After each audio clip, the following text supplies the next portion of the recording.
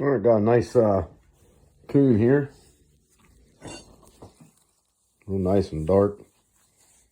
So, but we're gonna go ahead and skin him, and I'm gonna show you guys how I do that. Take a little video, something pretty cool. And here's what I use: a couple knives, the tail stripper, tail zipper, and a nice brush here. Really got to get all those burrs out. It saves you in the long run. And got a little whoppers there, and then I use that little steel pull. I'll show you that. So that's about it. So let's get started here. Get you set up. Here in a minute. Yeah, maybe someone gets something you guys can learn. But this is just the way I do it. Might not be. It's definitely not the only way, but something I do, and works pretty good. So I usually start right here. I just cut into the hide right there. I start wringing the front legs like that. Do the other one.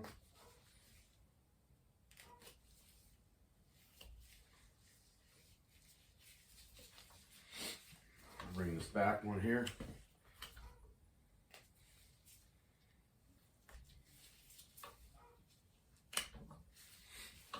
And I usually just kind of push and just go right around there. Okay. Then I take my little whoppers here. Cut these legs right there, right there. Cut the hands off. Okay. Get my other knife. This is like more of my skinning knife. The other one I just use when I'm into the bones there. You want to cut from back of the hill to back of the hill, straight line. You'll go in between, right below the anus vent.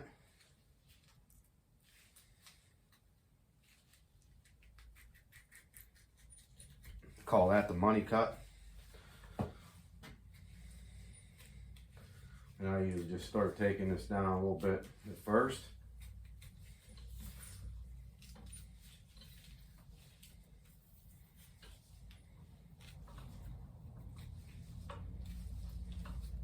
Nice big bore here.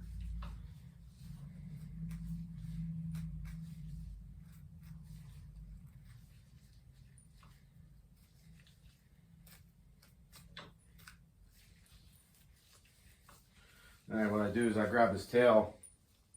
I start right there, right above the top of the anus, and I just cut around it.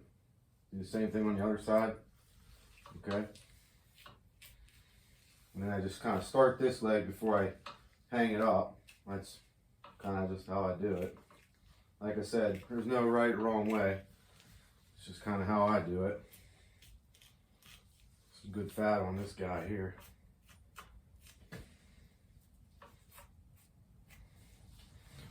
Okay, grab this.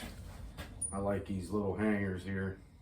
I forget what they call it. This little gamble thing, or yeah. And I just get this one on. All right. And then I just go ahead and start taking this down here. Just kind of following that where you're pulling at, and kind of pulling down. Just being careful you don't rip it.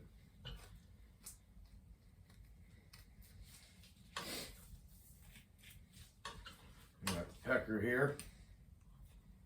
Kind of get it down there, and then I go ahead and just pull it through.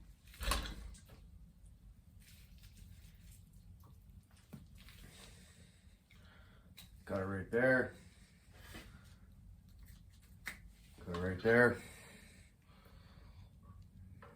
Pecker bone. Save that for your necklace or whatever else you're gonna do. I'm gonna make some drink stirs for everybody.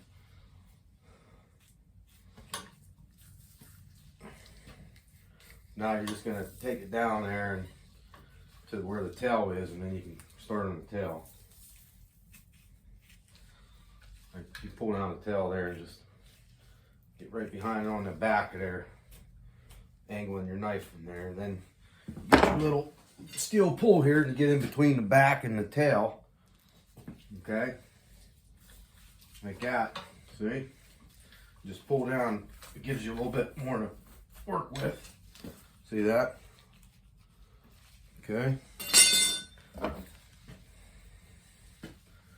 Then I go right down the tail. I just kind of cut down the tail and lift it open. Make a straight cut. Start that.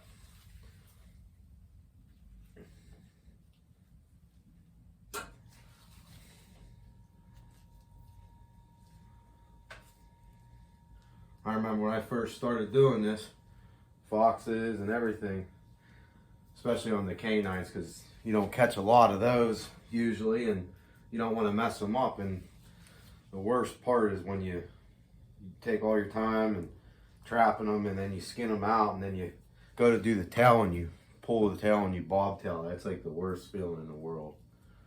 But it happens. But yeah, you just kind of get the tail started a little bit here, but you don't want to go too far. This is just how I do it. Just kind of getting it going there. Then you take your tail stripper here, you put it on there, just squeeze, and then I grab the tail, I lift up and pull down at the same time. Okay, and then this tail's still closed from right here where you stop to here. You take the tail zipper right there and just sit it right there on the tail there where it is, and then you just pull straight down, and it just opens up that whole tail. Okay, so now tail free. Now you're going to be pulling down to the shoulders, and like I said again, sometimes I noticed when I first started this part here, you know, you got to watch on the stomach, on the pretty much anything, the stomach, and then the armpits. They're the harder parts when you're skinning the animal. Coyote, I think too, has that hind quarter. It gets real thin and real tough sometimes. You got to watch out on that. And foxes are real thin. Possums, they got that pouch like a kangaroo. You gotta watch on that. And they're real super skinned. Skin's real super thin too. So what I do is I just kind of take this down, just pulling. I pull the side, pull the front. Just don't pull too hard. I did rip one before.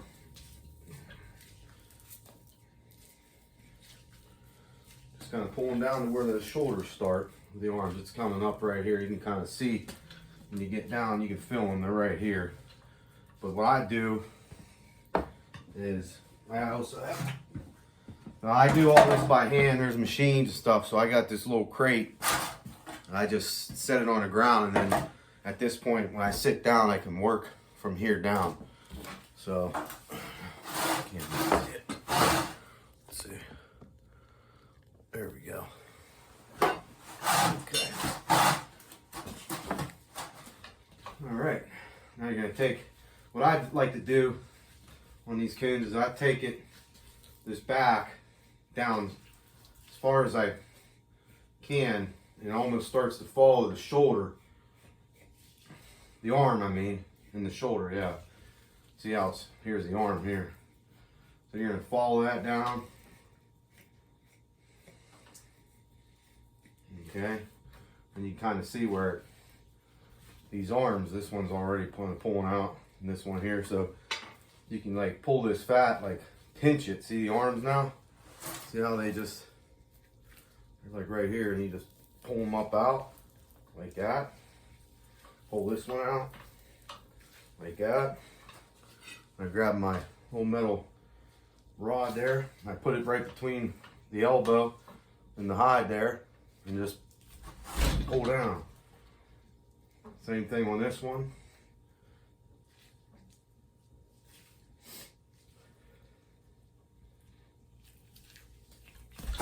pull now.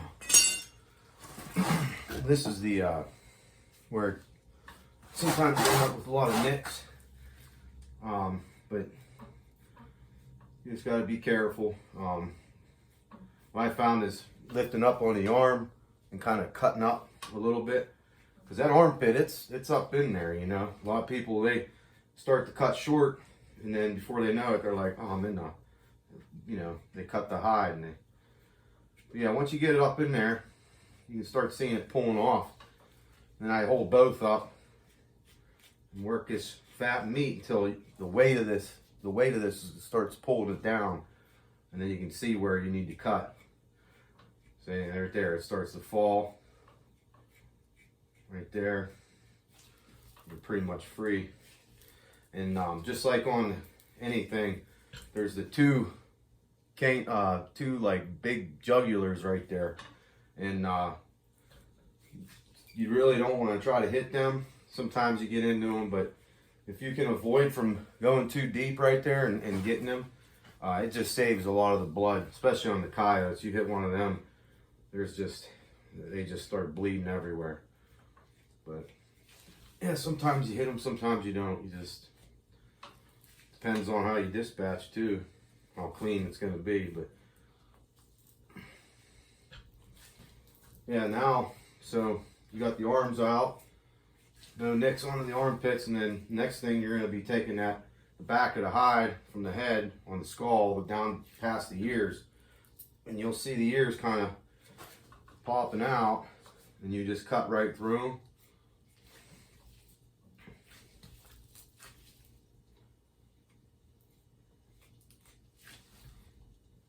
Kind of go around on the front side, on the back, on the underside of the jaw there. Just keep following around. There's one ear right here. I can feel it. There's the other one. Okay, and you're just going to cut through it like that. Cut through it. Just keep following it down.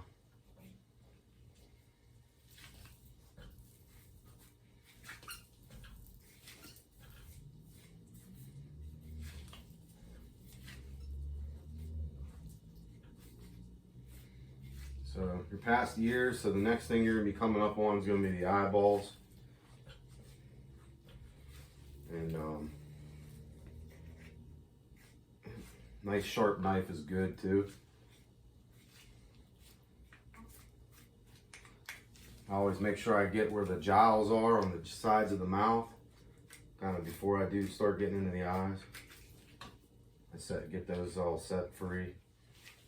But you can kind of see the skin's pulling right here is the eyes. So we'll start getting in there. I usually flip my knife when you're on the eyeball. I flip it, kind of just poke in and pull up just to get the eye started. You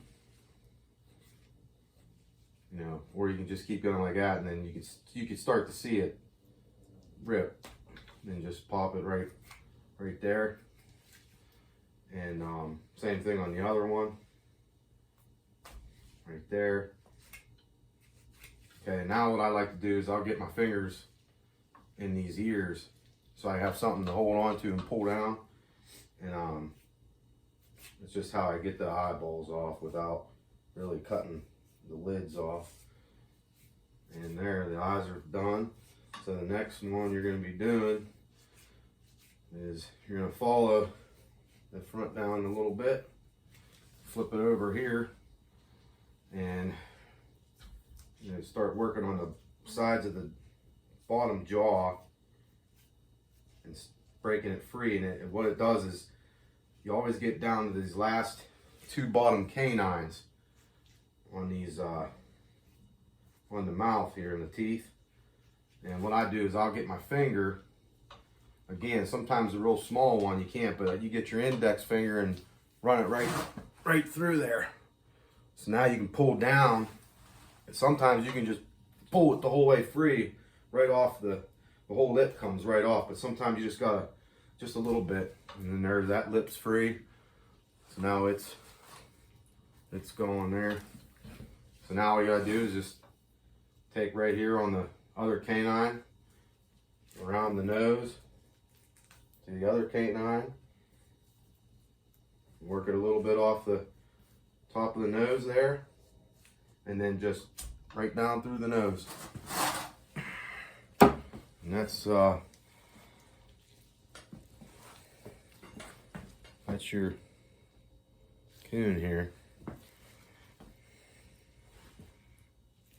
A lot of fat on them, but yep. Then what I do is I just flip them, because with these things here, a lot of fleas and ticks, and I could throw this on the beam right here and get it fleshed, throw it on the thing and board it up, bring it in the house and start drying it, dry it out here, whatever. But I'd rather freeze these, kill all the ticks and fleas off them.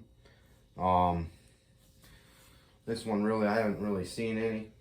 I'm sure there's still some in there, but yeah, I just reach in there, flip it.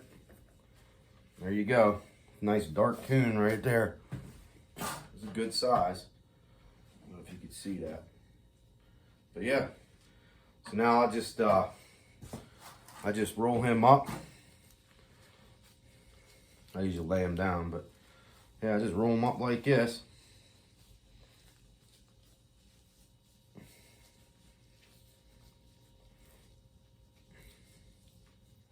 And throw them in a bag. I just throw them right in the freezer just like this until you're ready to finish them up. So that's it. Skin a coon.